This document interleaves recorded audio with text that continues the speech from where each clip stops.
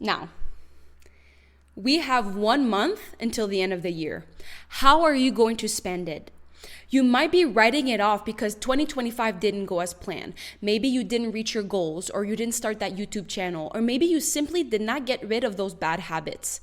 But the problem is, if you don't change your approach to the new year compared to what you've done in the previous years, you're just going to keep repeating the same mistake and you will fail at your New Year's resolutions.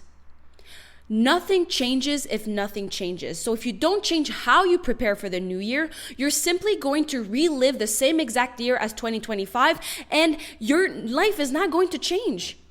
I know you want your life to change because you have big dreams. You want to reach your potential. So you're going to have to do things differently.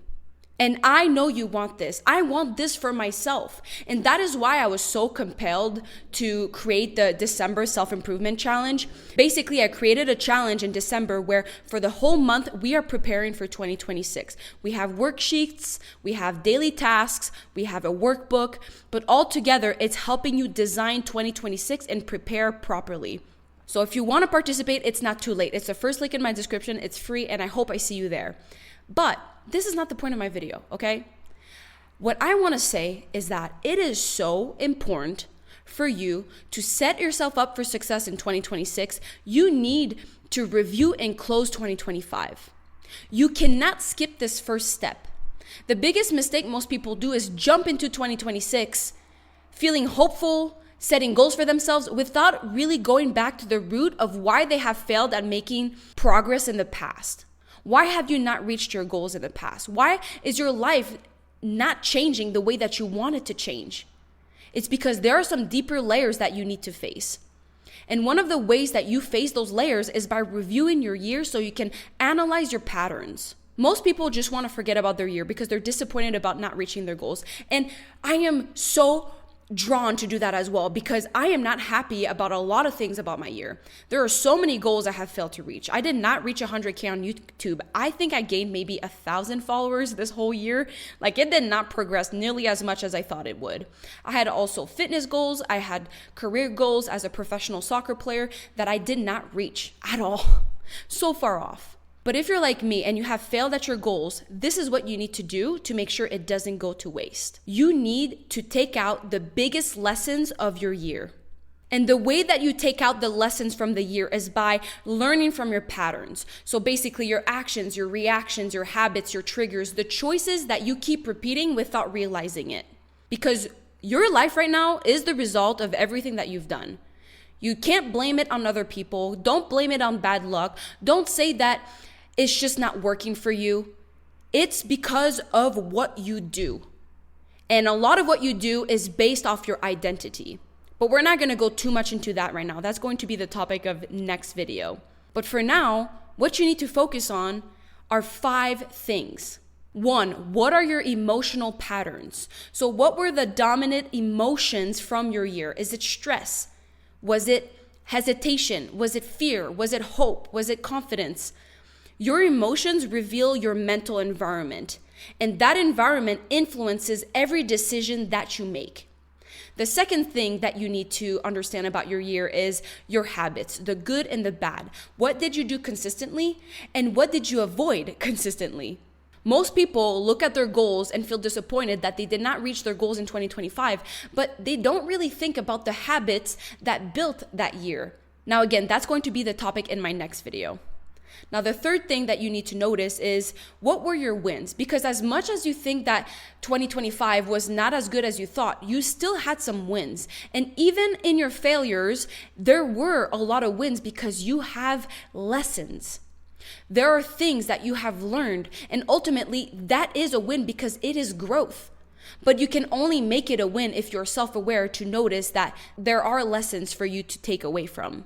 And your wins don't have to be these really big ones. They could be very, very meaningful. Like for me, I noticed that one of my biggest wins this year was getting closer to my friends. I have put so much time and energy into building true, genuine friendship that to me, it is an extremely meaningful win. Did that show outwardly, externally into money, status, appearance? No, but how I feel internally has been meaningful and really drastically changed for me. for the better. So that's a win for me. The fourth thing that you need to look back into 2025 are your setbacks and the patterns that held you back. And the way that you look back at those moments, it's not by judging yourself. That is one of the biggest mistakes people do, is shaming your way into change. But you need to give yourself some grace, because if you knew better back then, you would have done differently. You were doing your best with what you knew, with the data you had, with the mindset you had. And when you know better, you do better, but you didn't know better. And as much as you can tell yourself, oh, I should have done this.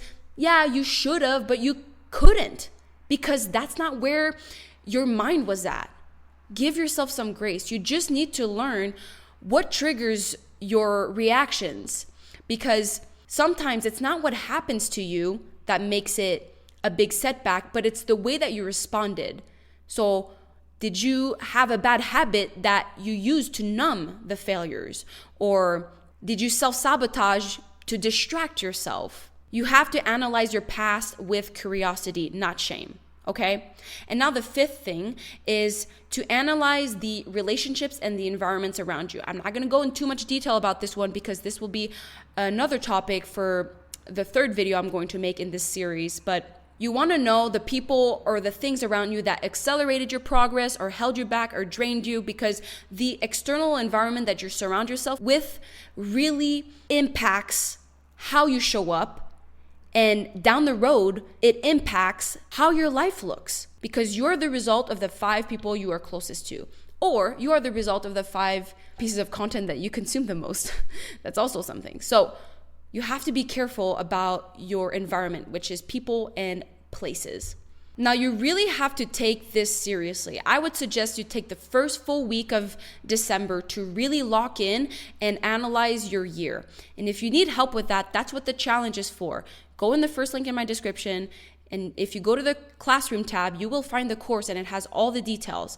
And in there are some daily tasks. You don't have to do one every single day. If you want to do multiple a day, it's fine. But you just have to be honest, intentional, and introspective about it. And when you answer those questions, you will come to certain conclusions that will really help you close this chapter and gain valuable lessons about your year. At the end of it, there will be a worksheet that you can complete that will really summarize all your learnings. Now, if you don't want to participate in the challenge, it's okay. It's not meant for everyone, although I do feel like anyone can benefit from it. But if that's not something that you're interested in and you want to make the most out of this video, I want you to answer this one question only. And I want you to pause this video, write it down on a piece of paper, or write it down in the comments so you can see it visually. Now, the question is, if 2025 was a movie about your growth, what message would appear on the screen at the end of the movie right before the credits roll? Now pause this video and answer the question. And the reason why you need to write it down is because it turns your life experience into something meaningful, and it also shows proof that you are evolving. Even though it might have not been what you wanted, it's what God wanted from you. And if you don't believe in God, it's just part of the plan. It's just happening for a reason, because there's a bigger purpose for you. You can save your year and make it a meaningful one if you choose to be. Your attitude is everything here. So don't let it go to waste and try to forget about it. Be proactive and realize the lessons that you've learned. Now, if you didn't do this exercise, I'm going to give you a second chance to pause and do it. We are talking about your life goals here. We are talking about your potential, your dreams, things that you desire, that you really want to change. So if you don't start getting out of your comfort zone right now and do this little exercise, how can you expect doing something bigger later? If not now, when? When are you going to do things differently? Remember, nothing changes if nothing changes. So if you keep doing the same behaviors, the same habits, the same patterns as you've done in the past, your life will look exactly the same next year. And things never stay constant. You either evolve or you regress. So if you don't take an active role into your progression, you're only going to get worse. You're not going to blindly fall into success. Successful people get there because it was intentional. It's not luck. And you can create your own luck if you actually do the things. Now, that's why I'm really challenging you to the challenge, because you're really going to take the full week to be introspective about your 2025. And you can really close the year in depth. Now, lucky for you, I'm doing a 15-part series on designing your 2026 year. It's going to be 15 videos preparing for the best year of your life. So this is the first video of this series. And like I alluded to earlier, the second video will be about your identity and your habits, because what you do is really ingrained by who you've been. So if you want to change your life, you need to change who you are, and you need to be aware of the parts of you that you need to keep and the parts of you that you need to let go. And I want to be really cautious here, because I don't want to make you feel like there's a lot of things that we need to fix about yourself. I know I'm being very serious and I'm being very urgent about your change, but this is very exciting. It's very exciting to realize the amount of power that you have to shape the life that you want. Even if 2025 might have not looked externally successful, it could be the best year that has happened to you simply because of the lessons that you've learned. Like I gave you an example about me earlier about my YouTube channel. It did not grow nearly as much as I wanted to, but it gave me so much food for thought about what I need to change, what I need to do differently. Look, this is the first time I'm doing a series on YouTube. I'm doing things differently because I'm learning from my mistakes. Before, I had no coherence or no flow to my video schedule, but now I'm committing to this series where it's going to be very specific and aligned with a purpose. I really hope you take this seriously. I want to surround myself by people that are ready to do things differently, because we want to be built different. And being built different means that we grow from our experiences. And our brain cannot grow from experiences it never processes. So you need to use some time to really reflect on your year, because patterns repeat themselves when they're invisible, but you want to identify them by just taking some time to think about it. Don't avoid this. You don't want to start the new year with confusion and clutter. You want to start with so much clarity, and throughout the month, we're going to get there. We're going to build it one by one. So I hope you're excited to join this revolutionary month with me, a transformative month with me. And you are not alone. We are so many people in this community doing this challenge together. And that's why we know we're going to make progress, because we hold each other accountable. We support each other. We want to see each other grow. So I really hope I see you there. But if not, I will see you in my next video. We are going to talk about identity and habits and how our comfort zone is our enemy. So I hope you're excited. If you want to be built different, you got to do things differently. Put the gorilla emoji in the comments if you're so ready for this. On this note, I love you so much. Thank you for listening, and I will see you very soon in a new video. Mwah.